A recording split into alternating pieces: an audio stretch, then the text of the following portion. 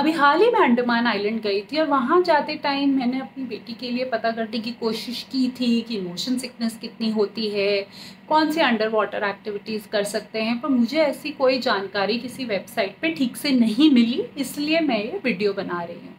सबसे पहले motion sickness के बारे में, तो यहाँ पे जब आप अंडमान जाते हैं, पोर्ट ब्लेयर से आगे शिप्स चलते हैं, फेरी बोलते हैं उनको, जो आपको आइलैंड तक लेकर जाते हैं। तो जो समुद्र या सी वाली मोशन सिकनेस होती है वो रोड वाली जैसी नहीं होती है। तो अगर तो मौसम अच्छा है, ये शिप्स बहुत अच्छे होते हैं, इनमें कुछ मूवमेंट ज़्यादा नहीं होता, तो मोशन सिकनेस की दवाई देने की ज़रूरत नहीं है। अगर मौसम ख़राब है या ख़राब होने वाला है, ये आप हेल्प डेस्क पे बैठे लोगों से भी पूछ सकते हैं। उस हिसाब से आप बोट चलने या शिप चलने के आधा घंटा पहले बच्चे को मोशन सिकनेस की दवाई दे सकते हैं, क्योंकि अगर टर्बुलेंस होगा, वो आपकी फेरी काफ़ी हिलेगी, उस समय मोशन सिकनेस या वॉमिटिंग का सेंसेशन हो सकता है।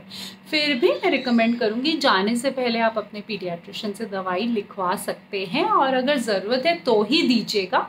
अगर आपके बच्चे को इन जनरल बहुत ज़्यादा मोशन सिकनेस होती है तो आप प्रिकॉशनरी देकर चल सकते हैं, नहीं तो अगर टर्बुलेंस ज़्यादा है तो ही दीजिएगा। दूसरा, अंडमान वाटर स्पोर्ट्स के लिए बहुत फेमस है, अंडर वाटर स्पोर्ट्स के लिए। इसमें पहली चीज़ जो स्नॉर्कलिंग होती है वो तो एकदम सी के लेवल पर होती है, पानी के लेवल पर। इसमें अगर आपके बच्चे को फेस मास्क फिट आ जाता है, लाइफ जैकेट फिट आ जाती है, तो कोई डरने की बात नहीं है, बहुत सेफ़ है, क्योंकि इसमें कोई प्रेशर चेंज नहीं होता। वहाँ के गाइड्स बच्चों का हाथ पकड़ के काफ़ी अच्छी तरह से कराते हैं। दूसरी चीज़ जो होती है सी वॉकिंग होती है। इसमें आपके सर पे हेलमेट डाल के आपको पानी के काफ़ी नीचे भेजते हैं। इसमें मुझे मेरी 10 साल की बेटी के लिए टिकट दे दिया था, पर जब हम वहाँ पे गए इंस्ट्रक्टर ने मना कर दिया था, और ये बात मुझे बिल्कुल सही लगी, क्योंकि वो हेलमेट काफ़ी बड़ा होता है और 10 साल से छोटे बच्चों को तो बिल्कुल अलाउड नहीं है। 10 साल से ऊपर के बच्चे भी अगर उनके शोल्डर्स चौड़े हैं तो ही ले सकते, क्योंकि मेरी बेटी थोड़ी पतली है तो उसके लिए वो थोड़ा रिस्की हो सकता था।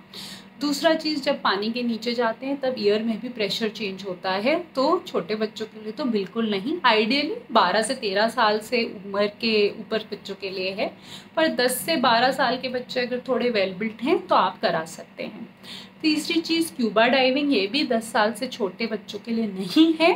आइडियली ये भी 12 से 13 साल के बच्चों के लिए है, पर 10 साल से ऊपर के बच्चे को अगर आप करा रहे हैं तो इस चीज़ का ध्यान रखिए कि प्रॉपर डाइविंग ट्रेनर से कराएं, बाकी नॉर्मल डाइवर्स से ट्रेनिंग नहीं कराएं, क्योंकि छोटे बच्चों में रिस्क ज़्यादा होता है, ईयर प्रेशर चेंज होता है।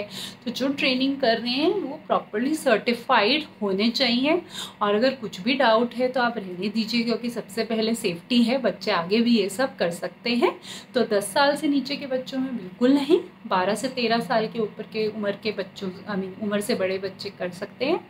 10 से 13 साल के बीच में आपको थोड़ा डिसाइड करना पड़ेगा। बाकी जो एक्टिविटी है, पैरासेलिंग, जेट स्कीइंग, उसमें एज अ पीडियाट्रिशियन मेरी तरफ से कोई प्रॉब्लम नहीं है। अगर वो लोग सेफ्टी इंश्योर कर रहे हैं तो बच्चा कर सकता है।